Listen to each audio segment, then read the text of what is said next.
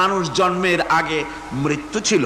কিভাবে মানুষের উৎপত্তি কোত্থেকে এলো? কোরআনে কারীম তা পরিষ্কার করে বলছে, তোমাকে কিভাবে সৃষ্টি করেছে তুমি দেখো। হাল আতা আলাল ইনসানি হিনুম মিনাদ দাহরি লাম ইয়াকুন শাইআম মাযকুরা। মানুষের জীবনে কি এমন এক সময় এসেছিল না যখন সে উল্লেখযোগ্য বিষয় বস্তু হিসাবে পরিগণিত ছিল না? তোমার নাম ছিল না, পরিচয় ছিল না, কিছুই ছিল না, দুনিয়ার কেউ তোমাকে জানতো না, শুনতো না। আমি আল্লাহ পাক তোমাকে সৃষ্টি করেছি। তুমি কোত্থেকে এলে? কোরআনে কারীম থেকে তা জেনে নাও।